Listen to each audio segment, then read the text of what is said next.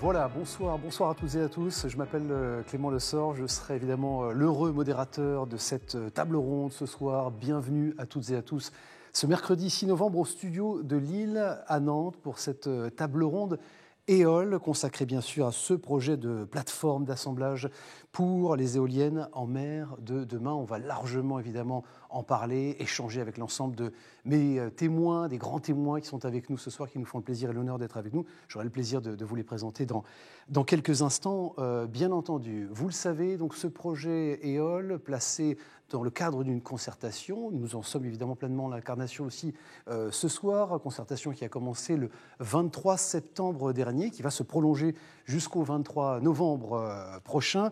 Et cette table ronde que nous avons résolument placée sous le signe de l'interaction. Vous allez continuer et pouvoir poser dès maintenant vos questions sur l'espace qui est dédié dans ce Teams qui nous rassemble ce soir. Et puis nous aurons le plaisir de répondre à l'ensemble de ces questions sur 2 temps, à l'issue de cette première table ronde qui va commencer dans quelques instants. Et puis une autre table ronde consacrée notamment aux synergies entre ces acteurs et une grande partie de ces acteurs qui sont présents et cet écosystème qui est présent ce soir. Concertation, je le disais, placée sous l'égide de la Commission nationale du débat public, la CNDP, plus connue souvent sous cet acronyme.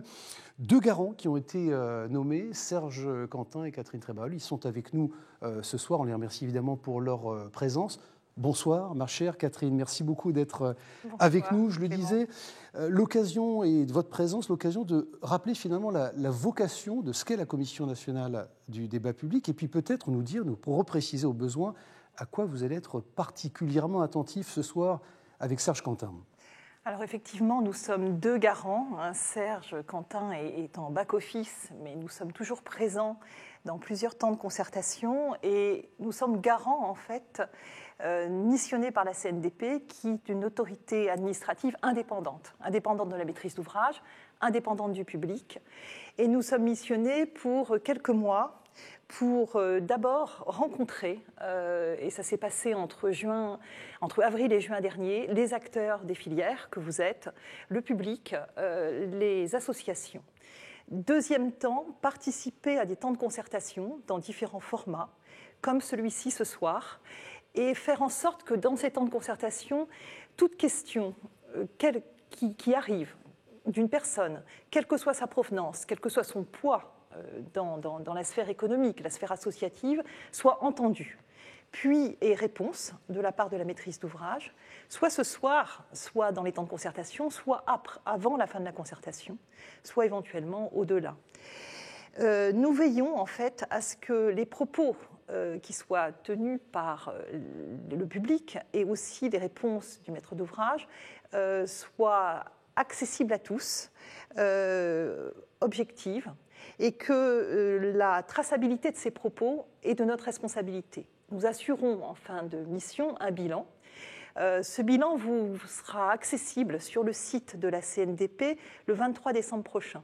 Donc, quelques dates que vous avez données, 23 novembre, fin de la concertation, 23 décembre, publication du bilan, et le Grand Port de Nantes-Saint-Nazaire publiera à son tour sur son site le bilan. Dans ce bilan, le garant fera des recommandations à l'attention du maître d'ouvrage sur des questions qui, pour lui, doivent faire l'objet d'approfondissement. D'approfondissement pourquoi ? Parce que les études continuent, parce que finalement, ce projet est une co-construction du Grand Port de Nantes-Saint-Nazaire, des filières, du public, et ces questions donnent lieu à des études approfondies, et ces études approfondies vont se poursuivre jusqu'à l'enquête publique en 2026. La date exacte, on ne la connaît pas. Ça dépend du temps des études d'impact et ça dépend également des délais administratifs.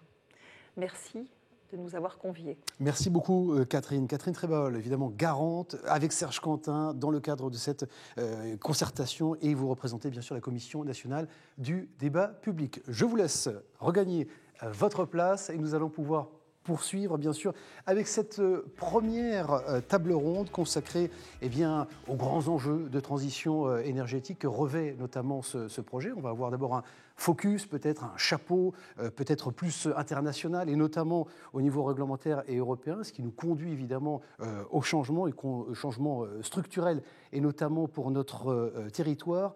avec nos grands témoins. Je vais commencer par Pierre Dution. Pierre, merci beaucoup d'être avec nous. Vous êtes directeur action territoriale et autorisation énergie marine renouvelable chez EDF, chez EDF Renouvelable. Pour être tout à fait complet, c'est de la filiale à 100% du groupe EDF qui développe, construit et exploite, bien entendu, des centrales de production d'énergie renouvelable. Ludovic Bocquier, bonsoir, mon cher Ludovic. Merci beaucoup d'être avec nous. Vous êtes responsable business énergie chez Nantes-Saint-Nazaire Port. À vos côtés, Laurent Castin. Bonsoir, Laurent Castin. Merci beaucoup d'être avec nous. Vous êtes directeur général des chantiers de l'Atlantique. Il faut encore le présenter, au besoin, l'un des plus grands, des plus anciens, des plus innovants chantiers navals du monde, leader mondial des paquebots de croisière, également connu mondialement pour la conception et la construction de navires militaires complexes. Enfin, Jean-Rémy Villageois, bonsoir Jean-Rémy, merci beaucoup d'être avec nous. Vous êtes président du directoire du Nantes-Saint-Nazaire Port, port maritime naturel du Grand Ouest, porte maritime naturelle du Grand Ouest également, premier port de façade atlantique et quatrième grand port maritime métropolitain. À la fois, et on le redira au besoin, plateforme logistique internationale, outil industriel de développement économique et aménageur du territoire. C'est aussi ce que vous êtes pleinement à travers ce projet ce soir. Jean-Rémy, peut-être commencer par adresser un message, un mot aux participants, à celles et ceux qui suivent avec attention et qui nous ont rejoints ici ce soir dans le cadre de cette table ronde, eh bien, cette concertation, qui sont attentifs à ce projet. Qu'est-ce que vous voulez leur dire ce soir ? Bonsoir à toutes et à tous. Je voudrais m'adresser aux gens qui nous suivent déjà depuis un mois, parce que la concertation a été lancée le 23 septembre. Et je crois que pas moins de 500 personnes se sont présentées, donc on est bien avancé dans ce processus. Donc un grand merci à tous ceux qui ont donné de leur temps et de leur énergie pour apporter des questions, avoir su écouter les réponses, de façon à nourrir ce projet. Parce que l'essentiel de la concertation, c'est bien d'aller au contact des uns et des autres pour nous nourrir de tout cela et enrichir le projet et le rendre meilleur. Donc un grand merci pour cette collaboration. Bon, ces attentes justement que vous avez au titre de maître d'ouvrage dans ce projet, on va faire connaissance encore une fois pour celles et ceux qui nous ont rejoints ce soir et qui embarquent dans ce projet. Quelles attentes vous avez par rapport justement à cette concertation et peut-être ce qui fait aussi la singularité, parce qu'on est dans une forme d'innovation aussi ce soir, dans ce format, avec cet écosystème et ces acteurs que vous avez souhaité réunir autour de cette table ronde. Oui, absolument. Pour nous, c'est une concertation qui est très importante. Le projet EOL, c'est le projet phare du Grand Port Maritime. Donc il s'agit de réussir cette concertation, de pouvoir s'adresser au plus large nombre et d'enrichir le projet. Aujourd'hui, on va un peu plus loin et on se présente en fait devant les acteurs avec nos acteurs, nos partenaires industriels, parce que ce n'est pas qu'un projet portuaire.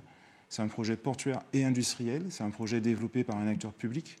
Et donc c'est important de passer ce message et de pouvoir répondre aux questions. Donc on s'est permis d'inviter, donc un grand merci à vous aujourd'hui, de pouvoir élargir le cercle des questions-réponses et de pouvoir apporter un éclairage nouveau, un éclairage industriel, l'éclairage de nos partenaires sur ce projet. Voilà, c'est important évidemment, c'est de profiter de la présence de nos grands experts et de cet écosystème, de ces acteurs que vous venez d'évoquer. On va commencer avec vous, mon cher Ludovic. Je le disais, responsable business énergie pour Nantes-Saint-Nazaire Port, parce que, je le disais tout à l'heure, je le mentionnais, il faut qu'on pose ce chapeau peut-être réglementaire qui va nous obliger, qui va nous conduire justement à mener ces transitions énergétiques et sans doute, et nous allons le voir, vous allez nous le dire, en quoi d'ailleurs ce projet EOL en est aussi l'incarnation, sans doute l'incarnation. Qu'est-ce qui est en train de se jouer au niveau européen ? Il y a des horizons, on parle de 2050, il faut préciser les choses pour nos amis, c'est ceux qui nous regardent. Hein. Bonjour. Effectivement, au-delà du réglementaire, il s'agit de l'enjeu climatique où un certain nombre de pays dans le monde ont signé les accords de Paris qui prévoient de limiter à plus 2 degrés l'effet du changement climatique. L'Europe s'inscrit dans cet objectif et en matière d'énergie, puisque c'est ce qui nous réunit, ça va nécessiter 2 changements majeurs en matière énergétique. D'une part, un effort sans précédent de sobriété énergétique, où ça nécessite à l'échelle européenne de diminuer de plus de 40% notre consommation globale d'énergie. Donc c'est dans cet objectif-là que s'inscrit l'Europe d'ici 2050 pour atteindre cet objectif de neutralité. Et parallèlement, la sortie progressive vers des énergies fossiles va nécessiter d'électrifier massivement un certain nombre d'usages de cette énergie. Et donc, pour atteindre ces objectifs d'électrification, notamment alors l'Europe et particulièrement la France, va marcher sur 2 pieds. D'une part, le nucléaire, d'autre part, le renouvelable. Et en matière de renouvelable, la France s'inscrit notamment à un objectif de déploiement d'environ 2000 éoliennes. À l'échelle européenne, c'est environ 15 000 éoliennes qu'il va falloir installer en mer d'ici 2050. Donc c'est un enjeu massif auquel il faut se préparer tous collectivement. Et il y a derrière tout ça également un enjeu de souveraineté industrielle et énergétique, puisqu'il faut rappeler qu'aujourd'hui, 60% environ de l'énergie consommée en Europe est une énergie importée et majoritairement fossile.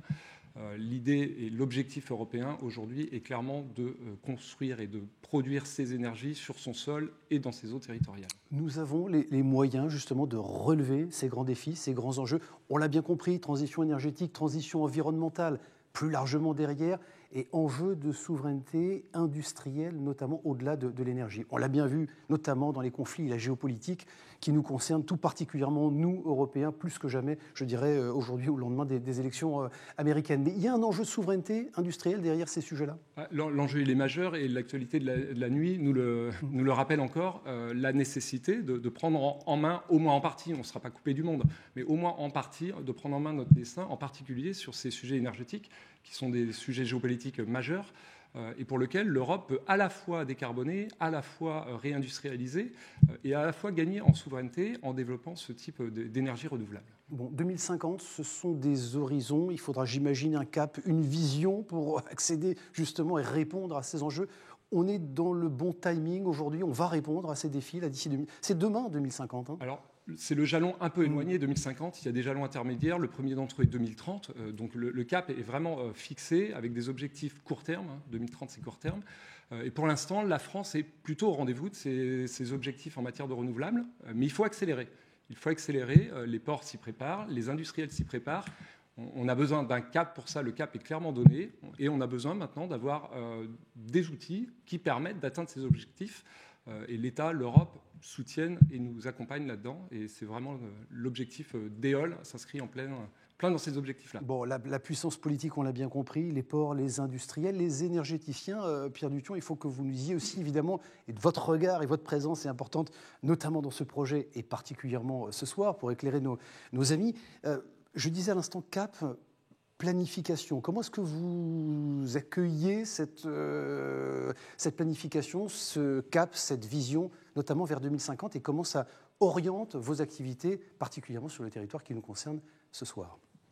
Bien, bonsoir, merci pour l'invitation. Très heureux d'être là, en tout cas, aujourd'hui, parmi vous ce soir. En termes de planification, effectivement, Ludovic l'a indiqué, l'État a donné un cap, et ça s'est traduit même par une planification géographique à l'échelle du territoire français. Donc on a cette visibilité de projets jusqu'à horizon 2050, avec donc un volume d'activité qui est conséquent. Et l'horizon 2050, c'est aussi un horizon de temps où le début du démantèlement des premiers parcs éoliens va arriver. Donc on va arriver ensuite sur un cycle aussi d'activité et de volume d'activité. Donc ça, c'est un premier constat. On l'a à l'échelle française, mais il est présent à l'échelle européenne. Et il n'est pas dit que les ports français ne soient pas aussi mobilisés par d'autres projets européens. Donc ça, c'est un premier point très important pour permettre de s'organiser et d'investir sur du long terme. Ensuite, je vais peut-être rappeler une banalité, mais pour construire un parc éolien en mer, on a besoin d'un port, voire plusieurs ports, notamment pendant sa construction, puis ensuite on a besoin d'autres ports pour la phase d'exploitation. Et le constat à date, c'est qu'en France et en Europe, moins sur les ports en proximité, il n'y a pas de port adapté au futur parc éolien en mer.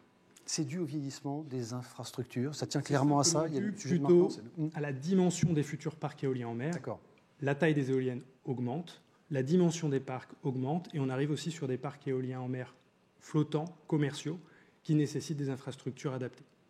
Donc la France, les ports français, les ports européens vont devoir s'adapter. Le volume est conséquent, donc ce n'est pas un port qui pourra répondre à l'ensemble de cette demande, on est bien d'accord. Donc c'est parfaitement le bon moment, et Ludovic l'a parfaitement indiqué, pour adapter nos ports. Ensuite, je me permettrai quand même d'ajouter que le port de Nantes-Saint-Nazaire a été finalement le premier site de préassemblage en France à être exploité pour la construction du parc éolien en mer de Saint-Nazaire, dont on est très fiers naturellement chez EDF Renouvelables. C'est un premier exercice qui a permis d'apporter de la compétence, de l'expérience, et une première vitrine aussi pour ce port, qui est aujourd'hui utilisé également pour nos confrères de Yonnoir-Moutier. Donc, c'est une première réussite. Et quelque part, EOL, c'est la deuxième brique de la réussite qui est nécessaire aujourd'hui pour maximiser les chances, finalement, de ne pas manquer les prochaines décennies de parcs éoliens en mer et maximiser les retombées économiques sur le territoire. Voilà, donc, pour terminer, à la limite, j'ajouterais juste un point, c'est que cette concertation qu'on a là aujourd'hui, elle a lieu dans le cadre de la préparation du projet EOL, également avec la filière industrielle depuis un bon moment. Donc c'est un projet qui a été construit et adapté de manière intelligente par rapport aux besoins de la filière industrielle. Pierre, on parle de continuité finalement, il n'y a rien qui est né spécifiquement avec ce projet, vous étiez déjà engagé, c'est simplement un renforcement, on le comprend bien, un appel aussi à la responsabilité de ces infrastructures à monter en puissance pour accueillir notamment ces projets et puis ces grands chantiers de transition énergétique, on l'a bien compris. Un mot sur la réponse aux appels d'offres, comment ça va fonctionner? Il y a aussi un calendrier, il y a une notion de temporalité aussi, comment ça va faire écho et résonance au projet qu'on évoque ce soir, EOL? Alors, tout à fait. L'État, aujourd'hui, a donné une planification donc, géographique et de puissance. Après, il y a une programmation pluriannuelle de l'énergie qui se met en place.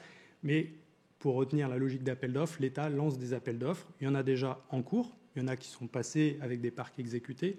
Mais il y a déjà à proximité immédiate, finalement, du port de Lens-Saint-Nazaire, un dernier parc éolien en mer flottant qui a été attribué, dit AO5, c'est son petit nom.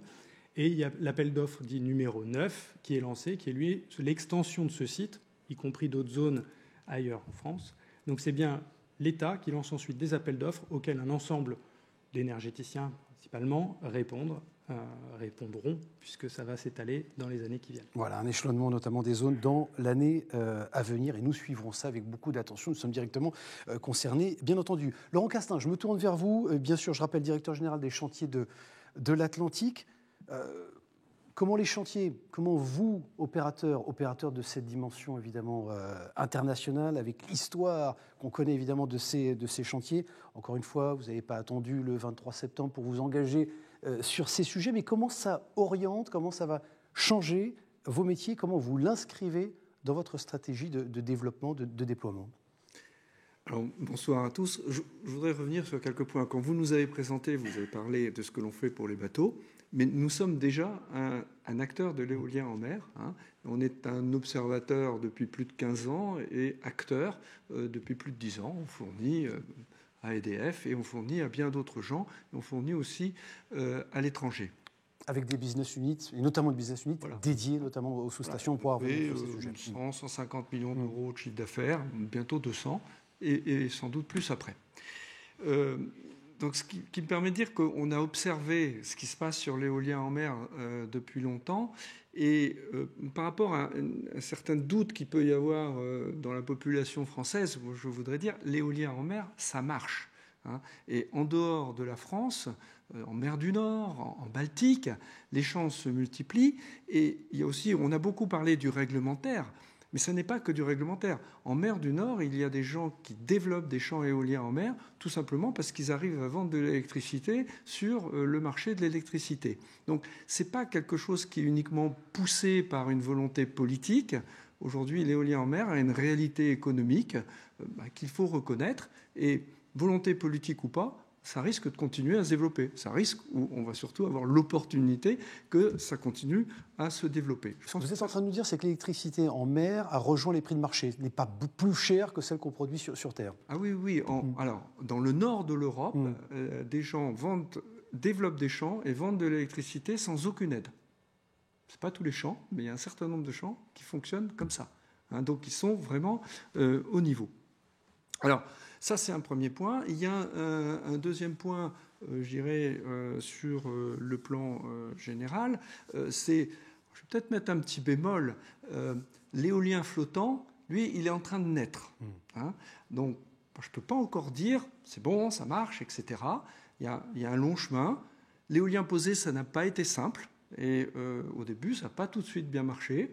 Et je pense que pour l'éolien flottant, c'est pareil. Il y aura des problèmes, mais on ne voit pas pourquoi l'éolien flottant n'arriverait pas à fonctionner. Hein. Mais il y a un certain temps à parcourir. Et puis, sur les questions portuaires, bon, ça c'est évident, hein. Les champs s'éloignent, les éoliennes sont en train de grossir. Il va nous falloir, pour nous les acteurs, nous les fournisseurs des ports qui nous permettent de charger, de décharger, d'entretenir, etc. Et une chose que je voudrais préciser, à nouveau en tant qu'observateur, au Danemark, quand ils ont voulu faire de l'éolien en mer, ils ont créé un port spécial pour ça. Au Royaume-Uni, je connais au moins 2 plateformes qui ont été développées pour faire de l'éolien en mer. Donc ça va avec la volonté de développer l'éolien en mer. Il y a la nécessité de développer les surfaces portuaires. Avec notamment un sujet de maintenance aussi, également. Ce que vous êtes en train de nous dire, Laurent Castin, qu'on comprenne bien aussi pour nos amis qui nous regardent, de votre point de vue, chantier évidemment de l'Atlantique, les ports ont leur place à prendre, vont jouer un rôle majeur sur ces sujets de transition énergétique et d'éolien en mer particulièrement? Alors, il y a 2 aspects. Les ports sont indispensables. On n'arrivera pas à faire l'éolien en mer si on n'organise pas des surfaces portuaires pour le faire, hein. Et je crois même qu'il faut que les ports se mettent ensemble, hein, pour développer l'éolien en mer. Et par ailleurs, c'est une opportunité. Les fournitures énergétiques de nos pays vont changer. Eh bien, il faut que les ports accompagnent le mouvement d'évolution de la fourniture énergétique de nos pays. Et peut-être pour terminer, vous évoquiez notamment les engagements que vous portez depuis un certain nombre d'années, effectivement, sur ces sujets-là. D'ici 2050, ça va être une accélération, impact sur vos activités. Je vous posais la question au démarrage. Il y a un vrai levier de croissance là, pour les chantiers de l'Atlantique sur ces sujets-là? Ah oui, moi, l'objectif de chantier de l'Atlantique, c'est de faire 20 à 25% de notre chiffre d'affaires dans l'éolien en mer très rapidement. On l'évoquait, Jean-Rémy, peut-être en synthèse d'ailleurs de cette première table ronde, avant de passer évidemment aux questions-réponses avec nos amis. Sujet de souveraineté énergétique, on l'a bien vu, bien entendu, contexte mondial compliqué sur ces sujets-là notamment. Souveraineté industrielle et des industriels qui vous attendent particulièrement sur ces sujets-là, qui portent une responsabilité, en tout cas une attente, une exigence et une observation forte de l'infrastructure que vous représentez. Oui, bien évidemment, le port a une responsabilité vis-à-vis de nos parties prenantes. Il s'agit d'un port industriel. Nous sommes au cœur de Saint-Nazaire, donc c'est une cité industrielle. On produit des éléments de plus en plus gros. Le déploiement des champs éoliens nécessite des opérations de plus en plus lourdes, et donc le port doit s'adapter. Donc on a un enjeu industriel très fort. On doit à ces industriels de pouvoir les accompagner. À l'instar de nos anciens, en fait, on produit des infrastructures qui doivent servir les développements actuels et futurs. Donc il y a un côté aussi de projection vers l'avenir où Éole permet, en fait, Éole ouvre la cité industrielle sur la pleine mer. C'est-à-dire qu'on pourra opérer des ouvrages beaucoup plus gros qui n'auront pas à passer par le bassin de Penwet. Et ça, c'est un saut considérable. Donc c'est certes quelque chose de très continu, ce sont des évolutions qu'on fait, mais là, on passe un cap avec Éole. Ça, c'est très important parce que ça nous permet de nous projeter sur un avenir beaucoup plus lointain. On découvrira dans quelques instants une vidéo qui décrit justement très très bien le projet, notamment le témoignage de Philippe Léon. Ce projet, il a été designé, conçu aussi par les acteurs de la filière, au service des acteurs de la filière? C'est une évidence. C'est un projet portuaire, mais c'est aussi un projet industriel, c'est un projet de territoire. Donc il sert les intérêts du territoire ligérien, mais il sert aussi, et si vous avez parlé d'enjeux nationaux, il sert des enjeux nationaux. Le port de Nantes-Saint-Nazaire est très sensible à ces questions-là, puisque par Saint-Nazaire passe 10% de l'énergie primaire française. Il faut savoir qu'une partie très importante de l'énergie qui est consommée sur le territoire métropolitain passe par le port de Saint-Nazaire. Donc on est extrêmement sensible à ces questions-là. On a toujours été présent sur ces questions d'enjeux nationaux et on le sera encore demain en permettant de déployer l'éolien en mer. Capacité justement de monter en puissance, ça a été évoqué à l'instant et on n'attendra pas 2050, ça commence aujourd'hui et demain bien entendu, mais capacité de faire les investissements nécessaires pour monter en puissance et répondre à ces enjeux. Vous avez les moyens aujourd'hui de le faire? On se donne les moyens de le faire. Le port est accompagné par l'État au travers de financements. La gouvernance du port, donc le conseil de surveillance nous pousse dans nos retranchements. Les études sont à ce jour engagées. Donc le port est très avancé dans ces questions-là. C'est ce qui nous permet d'avoir une concertation de bonne tenue, puisque ça nous permet de répondre aux questions qui sont posées. Voilà, les travaux qu'on présente aujourd'hui ont été engagés il y a environ 2 ans ou 3 ans. Donc on n'est pas à découvrir quelque chose. Il y a énormément d'heures de travail derrière tout ça. Il y a beaucoup de concertations. Il y a beaucoup d'échanges avec nos partenaires industriels, quelle que soit leur taille, que ce soit des grands chantiers ou des PME. On reste au contact de nos clients et donc c'est ensemble qu'on construit ce projet. Merci Jean-Rémy. Il est temps à présent déjà de passer aux questions-réponses. Vous avez bien sûr écouté attentivement, je le suppose, j'imagine, les témoignages de nos speakers, de nos intervenants. Vous avez de nombreuses questions. Vous continuez bien sûr de les adresser sur la plateforme et la session questions-réponses de ce Teams. On va découvrir vos questions, c'est juste après ce jingle.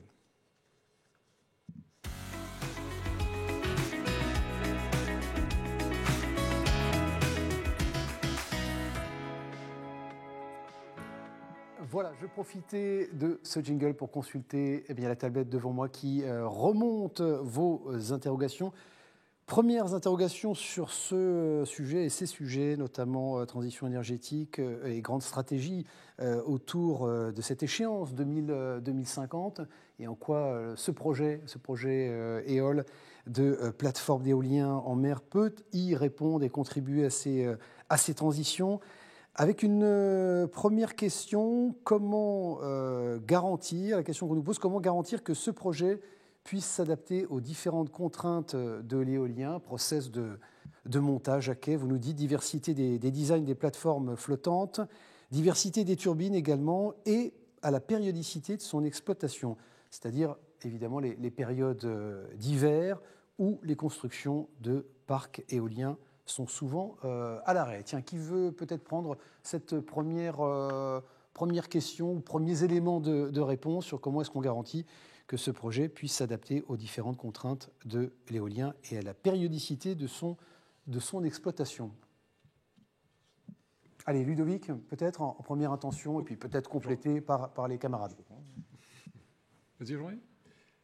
Non, ce que je voulais dire simplement, Jean-Rémy a rappelé, il y a plus de 2 années de travail avec les partenaires industriels. Ouais, on a eu dans le passé des designs de quais un peu plus complexes pour essayer de répondre à différents besoins. Et le fruit de ce travail itératif avec la filière, ça a été plutôt un quai assez robuste, linéaire, pour justement s'adapter au design de flotteurs qui vont évoluer, qui évoluent déjà entre le début des études il y a 2 ans et aujourd'hui ça a évolué, mais la robustesse du modèle a été déjà intégrée et pensée pour s'adapter à l'avenir. Donc c'était le premier élément de réponse à la première question. Merci Ludovic. Je rappelle que vous êtes responsable business énergie pour Nantes-Saint-Nazaire Port. Est-ce qu'il y avait un complément à apporter pour cette interrogation sur l'exploitation? Oui. Le projet est fait pour servir le déploiement éolien, donc tout est pris en compte dès la phase de conception pour tenir compte de ça. Aussi bien de la taille ou du dimensionnement des éléments que de la projection de ces éléments en mer. Donc les périodes d'utilisation, on tient compte de la météo. Bien évidemment, les champs ne seront pas installés en hiver. Donc les éléments sont construits en été. Donc tout ça est intégré.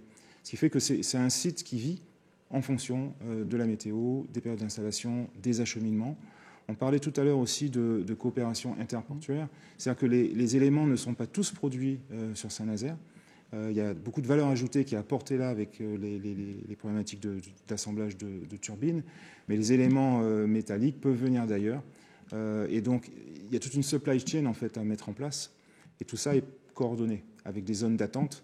Donc, le projet, il faut le voir comme un projet global qui s'étend même au-delà des zones de Saint-Nazaire. Il faut le voir comme un projet industriel qui va chercher une supply chain permettant d'alimenter les champs en temps et en heure. Bon, et voilà, premier élément de réponse sur cette question très, très, très pragmatique, intéressante, sur évidemment les conditions optimales d'exploitation de ces éoliennes en mer. Autre question que vous nous avez posée qui m'est remontée, à côté d'EDF Renouvelables, représenté ce soir évidemment et incarné par Pierre Dution, du port et des chantiers de l'Atlantique, qui seront les autres acteurs industriels du projet Éole. À qui profitera ce site Éole? Peut-être Jean-Rémy Villageois, nous donner quelques éléments de réponse sur ce sujet.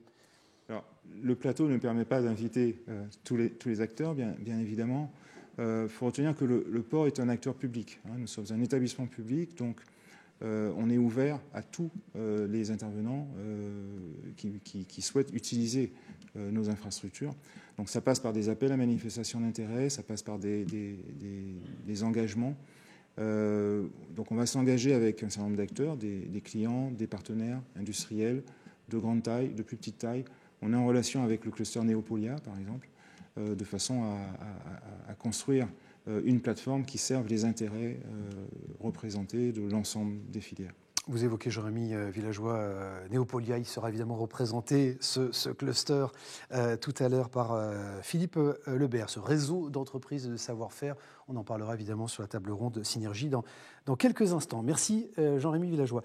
Autre question qu'on me fait remonter, quel est le taux de retour énergétique global des éoliennes, en incluant les constructions des usines, les constructions des éoliennes, les extractions également minières, les transports, les installations, bref, toutes les activités autour de ce projet. Quel est le taux de retour énergétique global de ces éoliennes? Et puis je me tourne naturellement vers vous, mon cher Pierre Dution, l'énergéticien de l'étape, qui va nous répondre. Non, je ne vais pas répondre. Je ne vais pas répondre parce qu'en fait, il n'y a pas une valeur unique, déjà. C'est simple. Ça dépend du projet. En fonction de chaque parc, finalement, en fonction d'où on produit, quel port on utilise, tout ça va amener effectivement à un calcul qui va être, on va dire, aboutir à une valeur sur combien de temps il faut pour produire la même quantité d'énergie qu'il a fallu pour fabriquer ce parc. En revanche, peut-être une réponse assez simple, c'est que c'est très rapide, parce que les parcs éoliens en mer produisent beaucoup d'électricité. Voilà, donc comparativement à d'autres technologies, c'est vrai que c'est très rapide dans l'éolien offshore. Merci Pierre pour ces premiers éléments de réponse. Désolé de ne pas avoir donné une valeur précise, mais... Non, mais c'est très bien. Soyons justement pragmatiques et très clairs pour nos amis sur cette question du taux de retour énergétique. Autre question également, vous continuez de participer sur cette session de questions-réponses associée bien sûr au Teams qui nous réunit ce soir. Merci beaucoup pour votre participation et vos contribution. Je rappelle et je précise d'ailleurs ici que toutes les questions qui ne trouveront pas réponse dans notre séquence ce soir seront bien sûr traitées. On vous répondra via notamment la plateforme sur laquelle vous continuez de contribuer par vos remarques, par vos questions, par votre participation jusqu'au 23 novembre. Pourquoi le gouvernement, autre question, pourquoi le gouvernement français en l'occurrence a-t-il choisi d'investir dans ces éoliennes au détriment du développement du nucléaire? Qui veut prendre cette question? Ça peut être une réponse collégiale. Laurent Castin, pour les chantiers navals. Un non-spécialiste va répondre.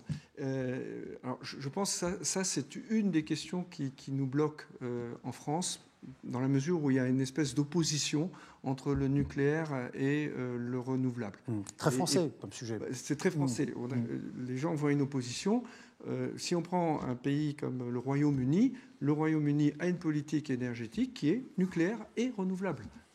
Il y a des gens, par contre, qui refusent le nucléaire, mais voilà, il ne faut pas les opposer. Alors, le deuxième point, là, c'est un regard un peu plus industriel, c'est qu'on a pris tellement de temps de retard pour décider à faire les nouvelles centrales nucléaires qu'on va avoir besoin du renouvelable pour boucher le trou entre les centrales nucléaires qu'on va être obligé d'arrêter et celles qui ne seront pas encore là. Les éoliennes Donc, suffiront à compenser. Il y a une complémentarité. Les éoliennes suffiront à compenser justement ce retard? Les éoliennes et tout le reste des énergies renouvelables. Très bien. Pierre Dution. Il y a RTE qui a produit un document avec différents scénarios qui expliquent pas mal effectivement cette phase d'adaptation, et Ludovic l'a expliqué en introduction. En France, il y a deux piliers, le nucléaire et le renouvelable. Donc je pense qu'il ne faut clairement pas les opposer, comme il vient d'avoir été dit.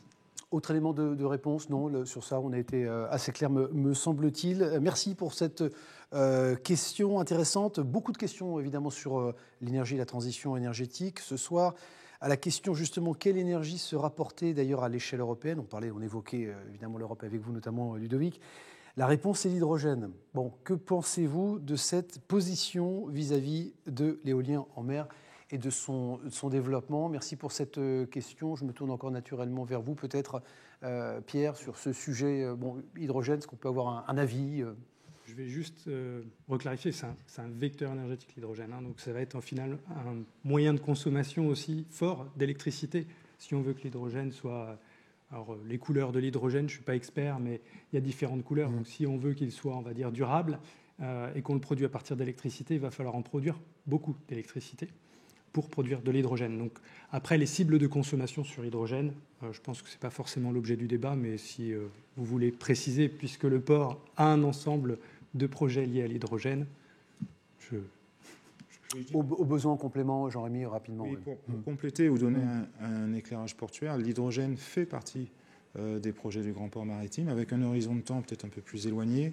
Le port est engagé dans un processus de transition énergétique très important, très conséquent. Aujourd'hui, on fait 70% de notre activité sur des combustibles fossiles. C'est tout ça qui va changer et qui nécessite une adaptation. Le déploiement de la plateforme EOL est l'un des sujets. Mais il y a d'autres sujets de plateformes industrielles, un peu plus en amont, et qui permettront de développer justement de nouveaux vecteurs, hydrogène, de la production solaire, de la production de combustible pour les avions ou pour les navires.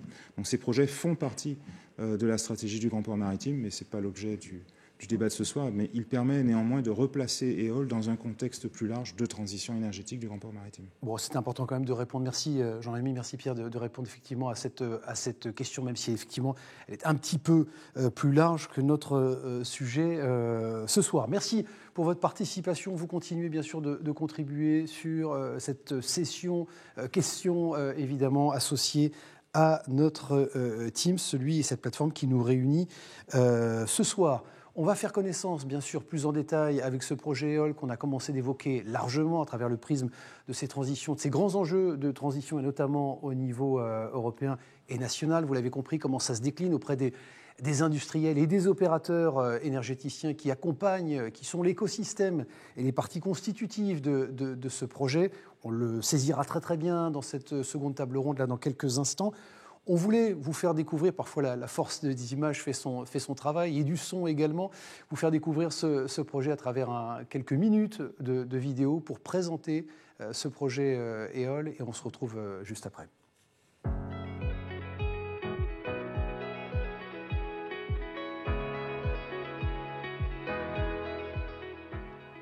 Bonjour à toutes et à tous, je me trouve actuellement sur le toit de la terrasse panoramique du centre éolien de Saint-Nazaire.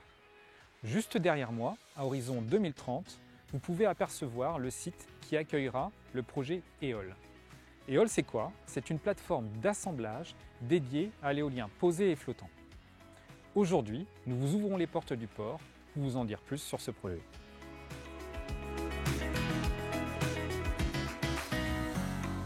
Face à l'urgence climatique et à la demande croissante en électricité, l'Union européenne et la France se sont fixés des objectifs en termes de déploiement des énergies renouvelables. Notamment de multiplier par 10 la production d'électricité grâce à des projets éoliens en mer à horizon 2050. En France, cela représente une cinquantaine de parcs éoliens en mer qui devront être mis en service. Une partie de ces projets seront déployés sur la façade atlantique. Pour développer et construire ces futurs parcs éoliens, nous avons besoin de sites en capacité d'assembler ces éoliennes. Le port de Saint-Nazaire sera idéal pour participer au développement de l'éolien en mer sur la façade atlantique. Les acteurs de la filière pourront s'appuyer sur son expérience puisque c'est ici que les éoliennes du premier parc français installé au large de Saint-Nazaire ont été assemblées. Et ce n'est pas fini, car les activités continuent aujourd'hui avec l'assemblage des éoliennes pour le parc des Îles-Dieu et de Noirmoutier. Un savoir-faire s'est développé qu'il est nécessaire de pérenniser. Même si nous assemblons déjà des éoliennes sur le port de Nantes-Saint-Nazaire, le site actuel nécessite d'être adapté aux évolutions technologiques des éoliennes de demain. Ces dernières seront plus grandes et beaucoup plus puissantes. Le site actuel ne conviendra plus. D'une part, pour les projets d'éoliens posés, les futurs navires d'installation ne pourront plus utiliser la forme Joubert qui se trouve juste derrière moi. Pour les projets d'éoliens flottants, il est nécessaire de disposer d'un quai ouvert sur l'océan et de capacités de stockage des flotteurs. Le projet EOL a donc été pensé avec les développeurs de parcs éoliens en mer pour proposer une infrastructure adaptée à la construction des projets d'éoliens posés et flottants. Je me trouve maintenant sur le site de la future plateforme d'assemblage EOL. C'est ici que les éoliennes posées et flottantes de demain seront assemblées. Le site comprendra 4 infrastructures principales. Le quai d'assemblage pour décharger des composants massifs, pour accueillir 4 flotteurs simultanément, assembler les éoliennes et accueillir les navires jack-up. La zone de stockage à terre sera utilisée pour entreposer les composants mâts, nacelles et pales. Les ouvrages de stockage sur le plan d'eau seront utilisés pour mettre en attente les flotteurs avant l'assemblage des éoliennes. Enfin, un ponton pour les navires de service qui devront remorquer les composants ou se rendre sur les sites d'assemblage.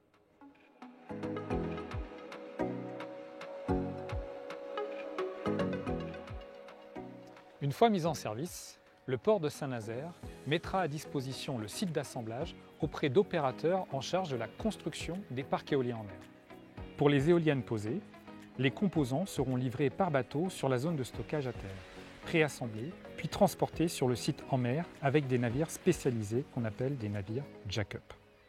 À l'aide d'une grue présente sur ce navire, les éoliennes seront directement assemblées en mer.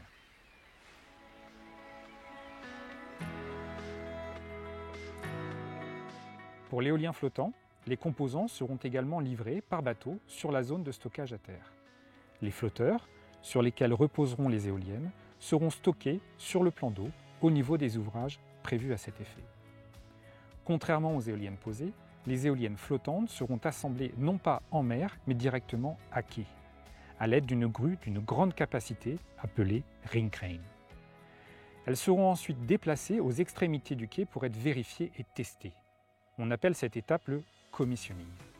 Une fois cette étape passée, les éoliennes sont acheminées en mer vers leur parc éolien à l'aide de bateaux remorqueurs portuaires.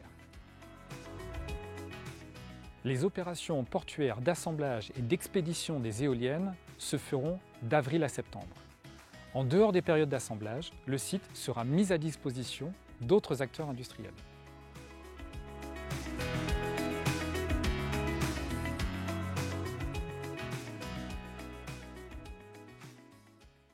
Et voilà pour ces très très belles images qui racontent évidemment ce projet EOL dans son détail, évidemment dans l'ensemble de ces détails. On va à présent aborder cette table ronde numéro 2. Vous continuez bien sûr de poser vos questions, sans doute aussi très orientées sur le projet EOL et ses infrastructures, parce que c'est aussi ce qui nous intéresse particulièrement ce soir. Toutes les questions, Catherine Tréboll l'a dit tout à l'heure, toutes les questions évidemment sont les bienvenues et nous tâcherons d'y répondre avec nos grands témoins.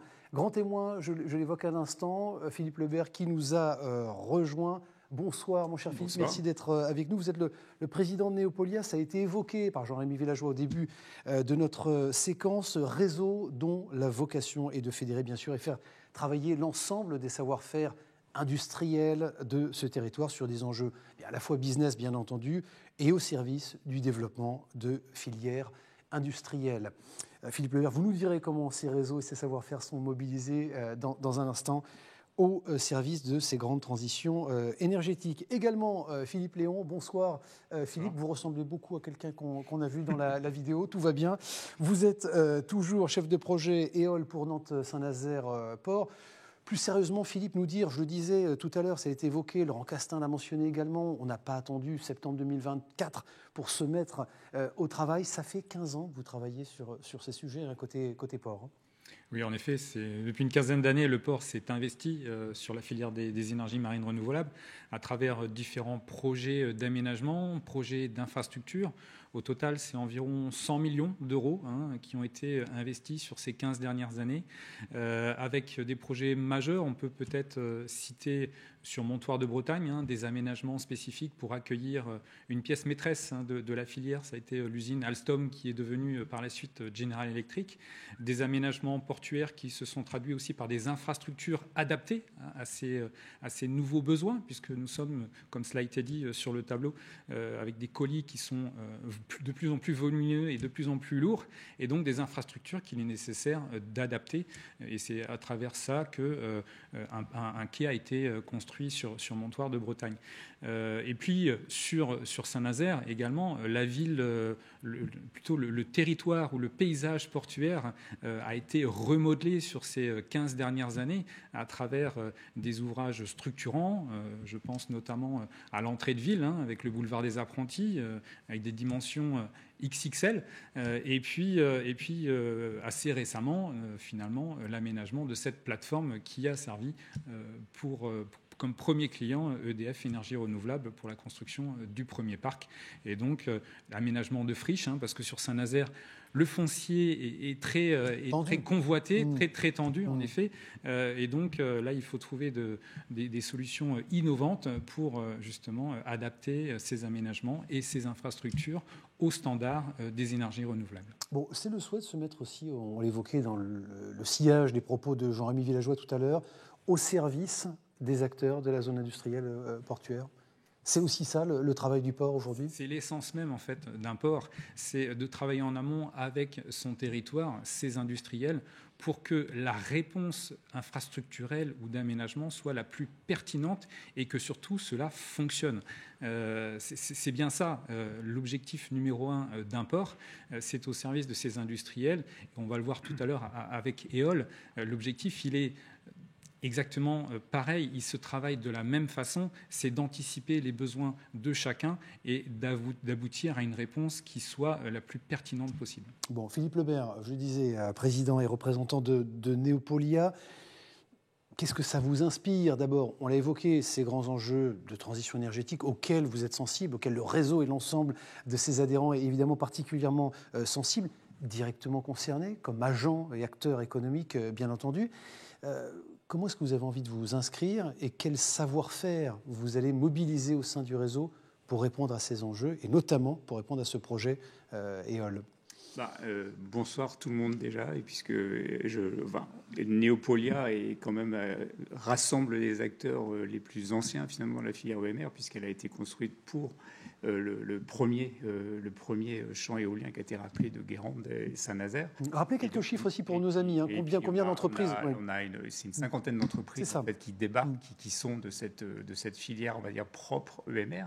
Mais si on rajoute les capacités, on va dire, de construction navale qui tourne autour, c'est pratiquement le double. C'est la moitié finalement de Neopolia qui est impactée par cette filière. Alors, donc, on est évidemment tout à fait partant et favorable à ce projet, et dans lequel, mais vous l'avez tous dit déjà, donc je ne vais pas redire ce que vous avez tous dit, c'est qu'effectivement, la synergie est l'essence même de la réussite du territoire.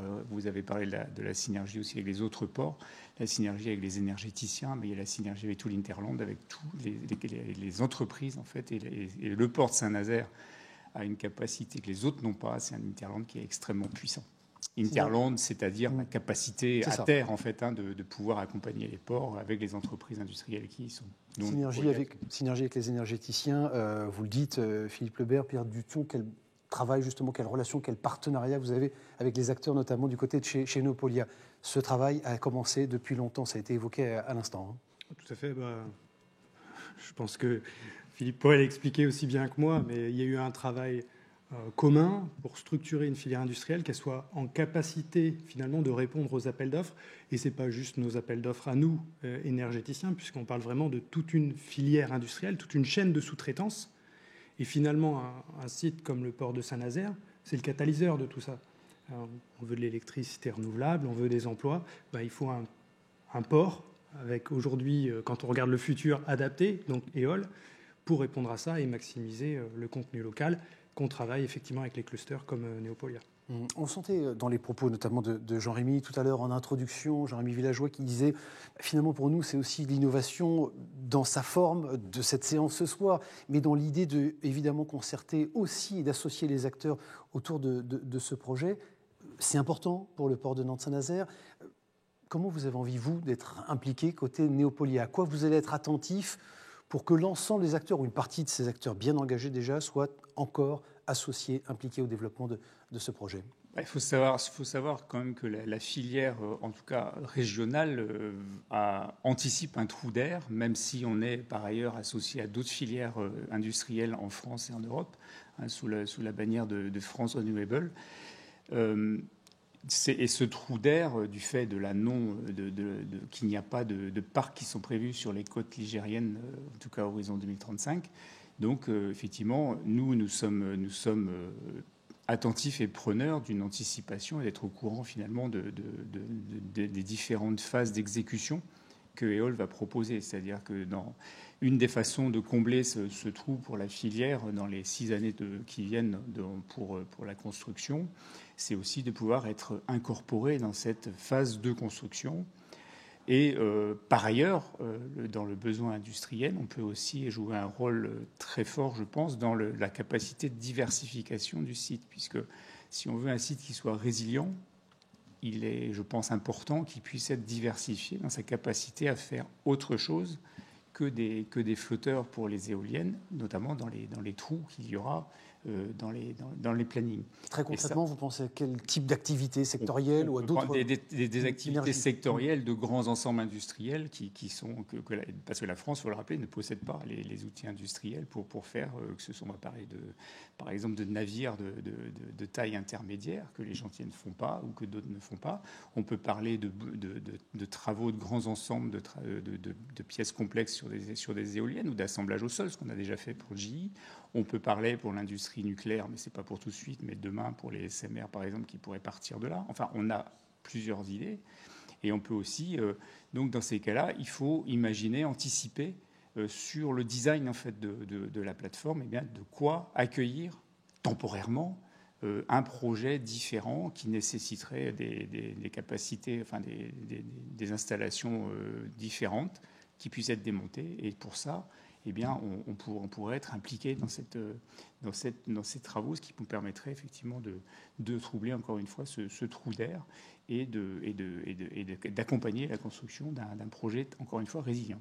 Laurent Castin, côté chantier naval, chantier de l'Atlantique, pardon, vous allez être attentif à quoi? Comment est-ce que vous voulez être associé à ce projet dans son déploiement, dans la façon dont il va grandir, et dans la façon dont il va répondre à ces enjeux qu'on évoquait dans cette première table ronde? De manière très simple. Et là, je vais reprendre les propos qui viennent d'être donnés. C'est que je pense, compte tenu de ce qui va se passer sur l'éolien en mer et dans d'autres secteurs, de toute façon, développer des surfaces, développer des quais, des bords à quais, c'est une bonne chose. Et ça va être utilisé. Et en entendant Philippe, je crains fort qu'on se batte pour l'utilisation de ces surfaces et de ces quais. Hein. Donc, le besoin est énorme. Et ce qui est en train de faire le port, bien sûr, ça peut être retouché ici ou là, mais basiquement, c'est le besoin de l'éolien en mer du futur. Alors, pour nous, plus concrètement, très vite, nous, on a besoin de développer notre activité pour faire des sous-stations qui sont de plus en plus grosses. Donc, toute infrastructure plus grande et plus capable est susceptible de nous intéresser. Et la deuxième chose qui est intéressante à propos de mutualisation, c'est que nous, on construit plutôt en 18 mois, 2 ans, et on livre au printemps. Et je viens d'écouter la présentation où on dit qu'il y aura moins d'activité l'hiver sur ce site et il y en aura plus l'été. Très bonne nouvelle. Moi, je suis prêt à prendre les mois d'hiver. Voilà. Donc là, on voit bien comment les choses peuvent se compléter, comment une mutualisation intelligente peut se faire. Non, je ne vais pas envoyer un cahier des charges au port. On va regarder ce qu'ils font. Éventuellement, on va leur dire qu'il faut faire un peu plus comme ceci ou comme cela. Mais ce qui est en train d'être fait, c'est bon pour l'éolien en mer. Et ça sera utilisé. Création aussi d'emplois, il faut le dire à celles et ceux qui nous regardent, et d'emplois stables, non délocalisables. On parle de 300 emplois notamment. Ça va monter encore en puissance. Et la création de valeur aussi. Alors, nous c'est déjà 300 emplois.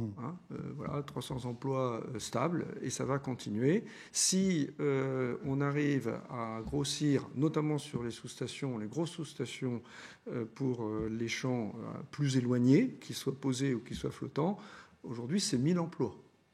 Donc c'est 700 de plus. Voilà les enjeux autour de ces emplois qu'on évoque, au-delà évidemment de la compétitivité de nos entreprises et la protection de ces savoir-faire et de la valorisation de ces savoir-faire évoqués par Philippe pour Neopolia. C'est évoqué le mot mutualisation. Philippe Léon, comment est-ce qu'il résonne chez vous ce besoin de mutualiser justement cette plateforme, ce foncier qui est rare et qui est tendu que vous évoquiez aussi tout à l'heure? Qu'est-ce que ça veut dire mutualisation pour le port? Il suffit de regarder ce qu'on a déjà fait. Pour donner un exemple précis, la plateforme qui a servi à l'assemblage et au stockage des éoliennes pour EDF et bientôt pour le parc de l'île du Noirmoutier, cette plateforme, depuis, elle a été utilisée pour d'autres usages. Elle a été utilisée notamment par les chantiers de l'Atlantique pour expédier notamment les sous-stations, les premières sous-stations électriques. Elle a été utilisée pour du stockage de pièces métalliques, puisque, comme je le disais tout à l'heure en introduction, le foncier est extrêmement rare sur Saint-Nazaire, et donc ses capacités de stockage sont importantes. Et puis, elle est utilisée aussi par d'autres acteurs industriels sur Saint-Nazaire. On pense par exemple au moteur MAN qui permet de répondre à cette logistique. Bon, voilà, ça ce sont des exemples concrets qui ont été concrets de mutualisation sur ces dernières années. Clairement, avec le projet EOL, nous allons travailler sur le même schéma avec les acteurs du territoire ligérien. Voilà, cette synergie qu'on évoque notamment dans cette table ronde, on a bien compris que c'est aussi la condition de réussite de ce projet. Jean-Rémy, avant de vous faire réagir aussi à ce besoin peut-être de complémentarité, d'alliance, je voudrais parler à l'énergéticien Pierre Dution. Quel regard vous portez côté EDF Renouvelables sur ce besoin des ports de travailler ensemble avec les autres acteurs industriels, mais aussi portuaires sur l'ensemble de la façade atlantique? On n'y arrivera pas tout seul? Oui, effectivement. Et on l'a évoqué un petit peu tout à l'heure. Il y a ce besoin, effectivement, de travailler avec l'ensemble des ports. Alors, si on regarde la façade atlantique, on a une relative proximité avec d'autres ports. Là, on parle de la partie assemblage de l'éolienne. Alors, pour la partie flottant, sur le flotteur, à un moment donné, il faut fabriquer les flotteurs aussi quelque part. Donc, effectivement, il y a besoin de un ou plusieurs ports en général pour la construction des parcs éoliens en mer, que ce soit posé ou flottant. Donc, on a besoin de travailler ensemble. Et je crois qu'en bonne intelligence, le port de Saint-Nazaire, dans le cadre de son projet EOL, a déjà commencé, bien entendu, à travailler avec ses confrères sur la façade atlantique. Ouais, Jean-Rémy Villageois, peut-être cette notion, je le disais, de complémentarité, comment est-ce que vous allez travailler, ou d'alliance, je ne sais pas comment le désigner, quel mot il faut porter sur cette façon intelligente de travailler ensemble pour répondre à ces sujets, et comment EOL va s'inscrire justement dans cette dynamique collective, au-delà du territoire, on l'a bien compris.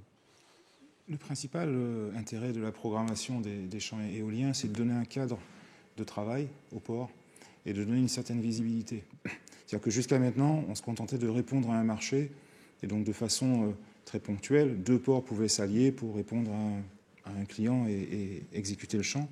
Là, on a une suite de projets industriels qui est annoncée sur une durée relativement longue, on est sur 15-20 ans. Donc les ports se doivent de préparer et donc d'offrir une réponse structurelle. Donc ça nous amène à travailler ensemble. C'est ce que nous faisons, d'ailleurs avec le port de Brest, où nous allons mettre en place une plateforme commune d'échange. Donc ça commence par des échanges de données, par du partage d'expertise, de compétences. Et puis si ça prend bien, on va arriver certainement à des alliances plus fortes pour répondre à des besoins clients, voire à mutualiser des opérations. Parce que comme je disais, le maître mot, c'est la résilience du système. C'est-à-dire qu'il faut que les ports puissent offrir un système robuste et résilient à l'échelle de la façade atlantique, pas seulement à l'échelle de Nantes-Saint-Nazaire. Et pour ça, on a besoin de travailler ensemble. Ce choix, il est attendu par les clients, mais il est aussi dicté par l'État. Et donc les ports doivent mettre en œuvre cette coopération pour pouvoir offrir une réponse robuste et cohérente. Bon, juste avant peut-être de passer aux questions évidemment de nos spectatrices, spectateurs, Laurent Castin, oui, je vous en prie. C'est que la coopération, elle est déjà là. Le champ de Guérande, il a été fait avec des éléments stockés à La Rochelle et à Saint-Nazaire. Le champ de Vieux-Noirmoutier, pareil. C'est une collaboration entre La Rochelle et Saint-Nazaire. C'est déjà le cas. Bien sûr, merci Laurent. Justement, une collaboration, j'allais vous poser la question en complément de ce que vous avez évoqué, Jean-Rémy Villageois, qui doit s'animer vous serez aussi le garant, justement, et la partie peut-être un peu centrale, le cœur du réacteur, de cette animation, de cet écosystème. Il va falloir une gouvernance pour animer, justement, et notamment au niveau local, mais aussi sur le reste de la façade atlantique. On espère bien le faire, d'abord parce qu'on a envie de le faire, il y a une envie d'y aller, et aussi parce qu'on le doit à la filière industrielle. La force de Saint-Nazaire, c'est cette filière industrielle. Les emplois, la valeur, elle est créée pas par le port, elle est créée par les industriels, c'est eux qui prennent les risques. Donc nous, on se doit de leur mettre à disposition un système qui soit robuste, résilient, visible et prévisible, et pour ça, Saint-Nazaire se doit de prendre le leadership d'un certain nombre d'opérations. Éole est peut-être plus exactement en quoi Éole est un bon ambassadeur ou très emblématique finalement de tout ce qu'on est en train d'évoquer. C'est un peu l'alignement des planètes, de tout ce qu'on évoque de cette dynamique. C'est une bonne représentation, une bonne incarnation industrielle de ce qu'on évoque là aujourd'hui. C'est une concrétisation très visible d'efforts collectifs qui se font sur de multiples secteurs. La différence, c'est que ça se voit, c'est très gros, et ça nous permet de changer de dimension. On ne fait que concrétiser un quotidien, en fait. Mais l'intérêt, c'est de le voir, de le partager et de pouvoir échanger avec l'ensemble des parties. C'est aussi l'objet de la concertation.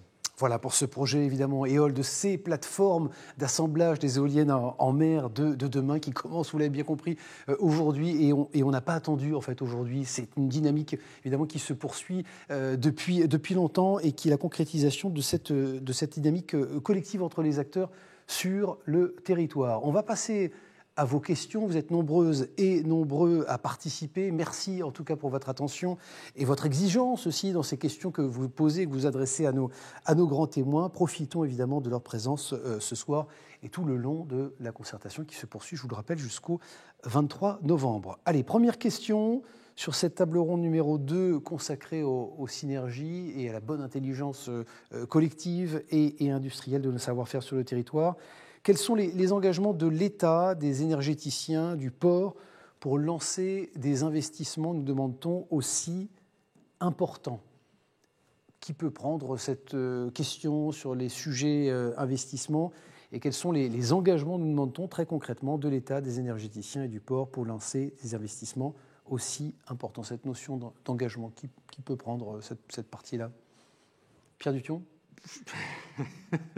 Je pense que le premier engagement qui a été donné, c'est surtout la visibilité qu'on avait évoquée au départ, qui permet de se structurer pour répondre à un besoin. Clairement, on dit, OK, on va construire X parcs éoliens en mer au large des côtes françaises. Bon, voilà le besoin. Ça a été fait de façon intelligente avec l'ensemble de la filière industrielle, pas que les énergéticiens, mais les turbiniers, les fabricants de flotteurs et toute la chaîne de sous-traitance. Éole est une réponse à ça, bien sûr. Après, qui va bénéficier? La question a été posée tout à l'heure. Ça passe par des appels à manifestation d'intérêt et par des appels d'offres. Nous sommes les premiers aussi comme entité dite publique, et donc on a des appels d'offres publics qu'on lance, auxquels répondent des industriels, et ensuite ils font le choix effectivement de localisation des sites de construction, etc. Donc à date, être capable de dire voilà, tel projet va se construire à tel endroit, je pense que par une boule de cristal, personne ne peut y répondre. Il faut être lucide, mais néanmoins, au regard du volume, le besoin, il est là. Il est là, et le seul moyen de bénéficier finalement de ces retombées associées au parc, c'est d'avoir les infrastructures adaptées. Voilà pour ces premiers éléments de réponse concernant la question justement sur ces engagements et notamment portés par l'État. Dans le sillage de ça, peut-être question d'ailleurs très, très pragmatique, c'est évidemment intéressant de la partager. Question hyper concrète, très pragmatique, peut-être Jean-Rémy Villageois, tiens, ça vous concerne directement. Quels sont les risques que le projet Éole n'aboutisse pas? C'est une vraie question parce qu'il faut rappeler aussi qu'on interroge ce soir l'utilité de ce projet. C'est tout l'enjeu notamment de la concertation. Ça n'a pas encore commencé, on est vraiment en phase justement préalable. Est-ce qu'il est possible que ce projet n'aboutisse pas? Nous pose-t-on la question. Et quels sont les risques? Oui, il y a des risques. Tout ingénieur, toute entreprise évalue les risques. On est sur un projet dont l'intérêt n'est plus à démontrer, c'est clair. Donc on n'a pas de risque de révision de cet intérêt. Cet intérêt, il est partagé aussi avec le plus large nombre et avec des acteurs de poids. Donc on a sécurisé, je dirais, à date, l'intérêt général du projet. Et cette question-là, elle est extrêmement centrale. Qu'est-ce qui reste comme risque aujourd'hui? Le financement. Ce projet n'est pas entièrement financé. Et donc, nous devrons valider des clés de financement au fur et à mesure. Quel est le plan de réduction de risque? Les études sont aujourd'hui financées. Donc, on a lancé ces études, c'est considérable. On les fait très tôt dans le déroulement du projet. On le fait avec une très large concertation. La concertation d'aujourd'hui est une preuve des avancées que nous menons.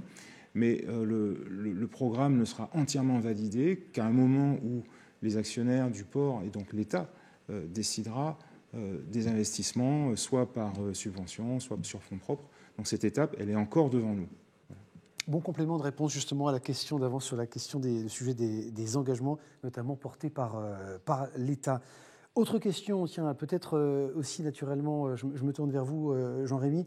On nous pose quelle est l'adaptabilité du projet EOL pour d'autres activités maritimes autres que les éoliennes. On y a partiellement répondu dans nos échanges. Très concrètement, qu'est-ce que vous voyez comme sujet de mutualisation pour d'autres activités au-delà de l'éolien sur ce projet EOL particulièrement?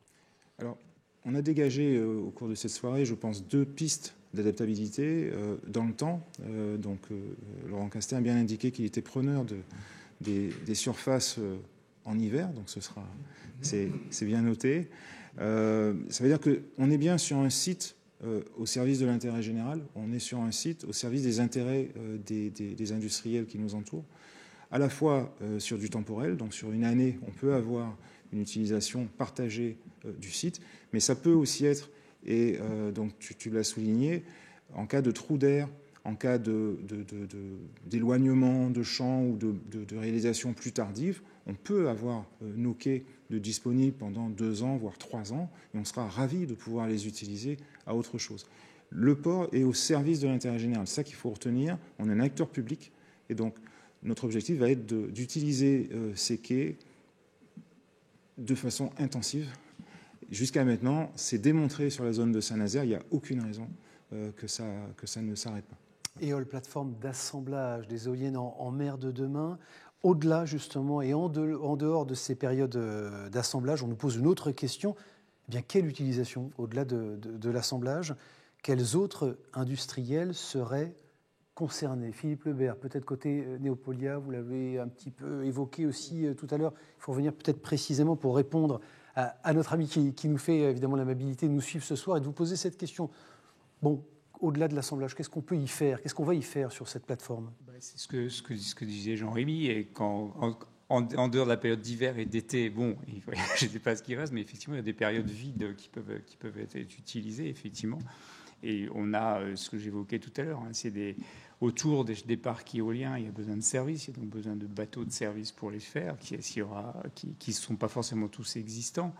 Il y a d'autres industries comme des grands ensembles à la filière aéro ou à la filière nucléaire, même si celle-ci n'est pas mûre pour le moment, mais qui auront besoin de quais de départ également. On a besoin de grands ensembles pour d'autres filières. Je pense aussi peut-être au ferroviaire qui peut être fait là, même si là il faudrait une connexion en rail.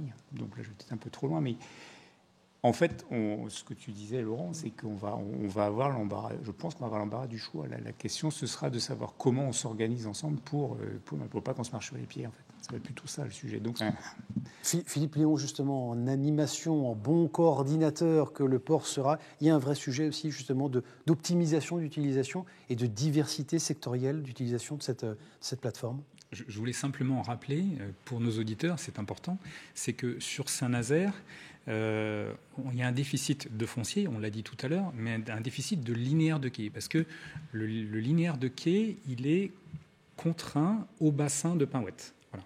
Il n'y a aucun quai donnant sur la mer sur Saint-Nazaire. C'est quand même un point important. Tous les autres quais sont à l'amont du pont de Saint-Nazaire et donc induisent inévitablement un tirant d'air du pont de Saint-Nazaire.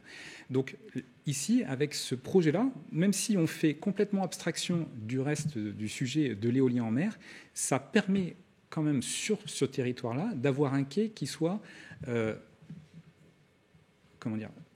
sans contrainte de tirant d'air et directement connecté à la zone industrielle-portuaire de Saint-Nazaire. Voilà. Ça, c'est important parce que c'est souvent un point que l'on oublie et ça permettra de répondre à beaucoup d'usages. Voilà. Voilà pour ces éléments de réponse. Je vous garde un petit peu avec moi parce qu'une autre question qui vous concerne sans doute, peut-être plus naturellement ou directement, sur quels critères seront choisis, on nous écrit, les futurs utilisateurs du site Éole en dehors des périodes utilisées évidemment pour l'éolien. Est-ce qu'il va y avoir un cahier des charges pour pouvoir être utilisateur, usager, le mot n'est pas très, très beau mais très heureux, mais utilisateur en tout cas de cet espace? Le processus est assez simple et que l'on retrouve généralement, que ce soit à Saint-Nazaire ou ailleurs. Lorsqu'un industriel manifeste un intérêt de pouvoir utiliser soit les infrastructures du port, soit le foncier portuaire, il en fait la demande, on la traite en interne et ensuite ça se traduit par un contrat d'occupation qui définit une durée et un tarif d'utilisation de cette infrastructure. Voilà. Très bien, voilà, le critère est très, très, très, très clair. Ce cahier des charges, effectivement, résumé en quelques mots. Merci, Philippe Léon. Autre question qu'on nous pose, peut-être à vous, Jean-Rémy Villageois, en tout cas, oui, naturellement adressé de votre côté. Quels sont les projets Éole concurrents? On nous demande, ça c'est une question intéressante aussi, existants ou potentiels sur la façade atlantique, voire au niveau européen, puisqu'on parle aussi d'Europe ce soir, dans cette échéance, cette réglementation et cette échéance de 2050. Il existe des projets concurrents? Alors, oui, il y a des projets européens et mondiaux, tout simplement pour répondre à un besoin d'exploitation des champs. On disait aucun port tout seul ne peut donc servir le déploiement des champs éoliens. Alors, il n'y en a pas beaucoup, parce que des zones où il y a un cluster industriel renforcé, où vous avez accès à la pleine mer avec des profondeurs d'eau importantes, il n'y en a pas tant que ça. Donc quelques projets se positionnent. La compétition va être intéressante, elle est souhaitable et elle est nécessaire, puisque de toute façon, il faudra plusieurs sites. Donc je pense que nos clients vont nous amener à travailler efficacement entre les différents sites qui vont se positionner dans les années qui viennent. Donc on n'a absolument pas peur de cette concurrence. Elle est de toute façon inéluctable. Concurrence, compétition peut-être stimulante. Oui, Laurent Castin, un mot en complément? Il y a un critère qui est très important pour les gens qui développent les champs, c'est la proximité de la base, alors soit de montage, soit de maintenance. Donc celui qui est près des champs a un avantage, même s'il y a de la concurrence. Concurrence stimulante, merci Laurent. Concurrence stimulante, justement, on vient vous voir, on vient nous observer cet écosystème, justement, dans Saint-Nazaire Port aujourd'hui. Il est aussi inspirant pour développer d'autres projets. On vous observe, on est sous observation, là, dans ce projet. Oui, on nous observe sous deux angles. D'une part, l'expérience acquise sur le champ de Guérande amène des collègues portuaires venant du monde entier, en fait, à visiter. Les Américains, avant de déployer le champ donc au large de New Jersey, sont venus s'intégrer aux équipes d'ici pour apprendre et ont répliqué un certain nombre d'opérations qui ont été faites ici.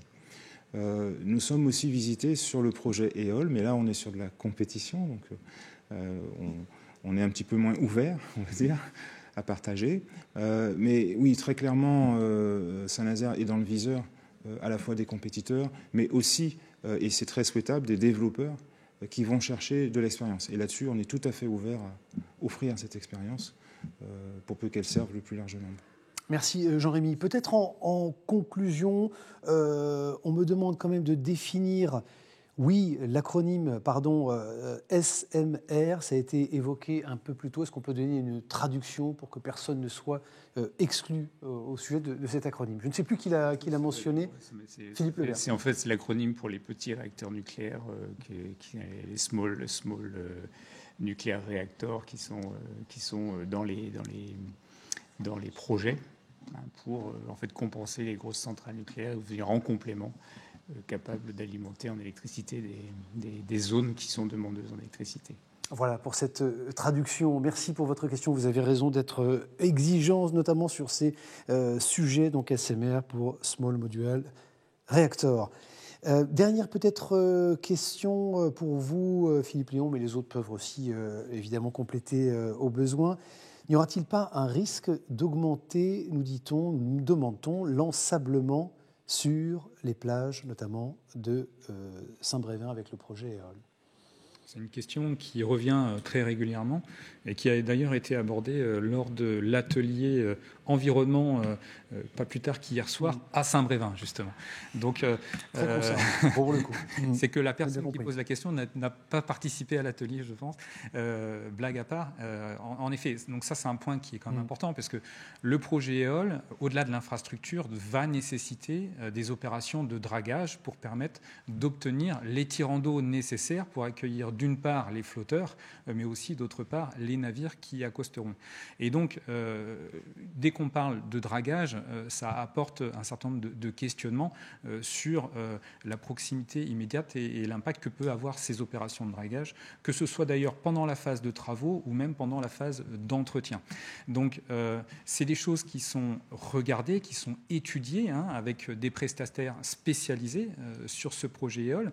Nous travaillons également en collaboration avec le GIP Loire-Estuaire qui a modélisé l'ensemble du fleuve d'une façon numérique, et nous avons intégré le projet EOL dans ce jumeau numérique pour simuler et regarder les impacts du projet sur l'écoulement hydrosédimentaire, et ce qui nous permettra de regarder ces impacts à un niveau très local, mais également plus élargi, et notamment sur les côtes de Saint-Brévin-les-Pins ou de Saint-Nazaire.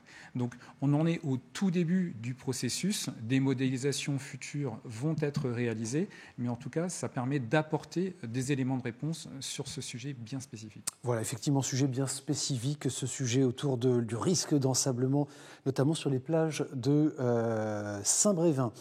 Évidemment, vous précisez également que l'ensemble des questions qui n'auront pas trouvé réponse ce soir dans cette table ronde en distanciel, merci encore pour votre participation et vos contributions à travers ces questions.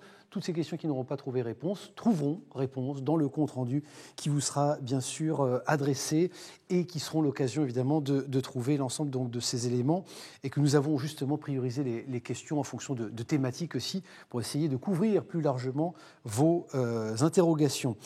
En guise de conclusion, Jean-Rémy Villageois, je ne voudrais surtout pas vous demander de faire une synthèse exhaustive de l'ensemble de nos échanges, ce serait sans doute bien périlleux et long. Pour autant, qu'est-ce que vous avez envie de retenir des témoignages de cet écosystème que vous avez souhaité rassembler, réunir ce soir? Et on sait que ça va continuer, on l'a bien compris, c'est une dynamique collective que vous allez animer côté port. Qu'est-ce que vous avez envie de retenir dans les points de préoccupation, d'attention, d'exigence, on l'a vu de côté Néopolia, au sujet du projet EOL que vous conduisez en tant que maître d'ouvrage, il faut le rappeler. Alors, lorsqu'on a lancé la concertation, les garants nous ont préparés à l'exercice et nous ont un peu poussés dans nos retranchements, nous ont sortis un peu dans nos zones de confort, ce qui a excité chez nous une certaine curiosité, une envie d'y aller.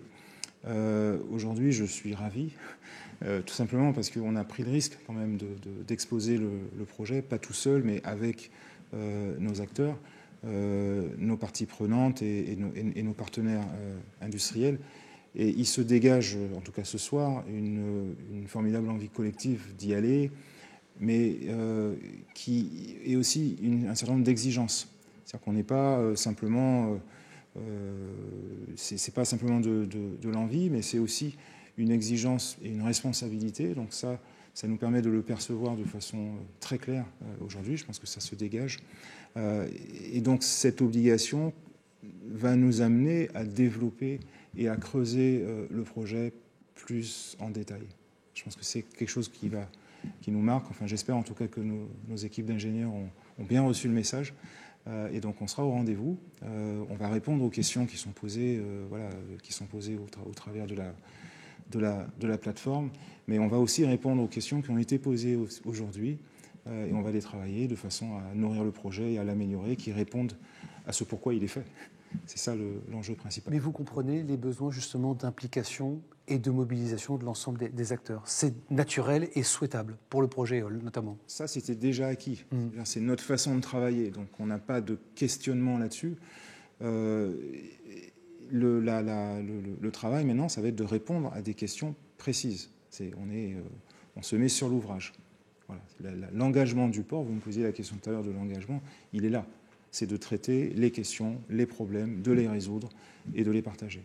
Bon, un projet qui se fait, vous l'avez bien compris, avec les partenaires et pour les partenaires qui seront évidemment pleinement mobilisés. On l'a bien compris. Merci Jean-Rémy Villageois. Merci aussi à vous pour votre présence, votre attention, vos contributions, vos réponses. Merci à tous aussi, évidemment, pour votre participation dans cette table ronde, vous l'avez compris, pleinement consacrée à EOL dans le cadre de cette concertation qui se poursuit jusqu'au 23 novembre. Vous précise également que cette émission sera disponible en replay dès la fin de semaine sur la plateforme participative que beaucoup d'entre vous connaissent et pratiquent déjà. Participez ez.eol.port.fr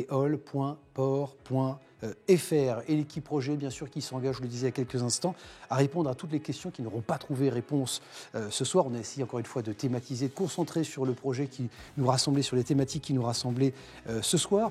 Et je vous invite dès à présent à noter dans vos agendas, parce que la concertation se poursuit, la date du jeudi 21 novembre, ce sera la réunion de clôture de cette concertation à 18h30 au Cinéville de Saint-Nazaire. D'ici là, bien sûr, n'hésitez pas à vous rendre sur la plateforme que j'évoquais, plateforme participative, vous l'avez compris, pour continuer de vous informer et puis de contribuer à travers vos questions et vos remarques sur ce projet. Excellente soirée, merci encore à vous 5, messieurs, pour votre présence et au plaisir de vous retrouver très prochainement.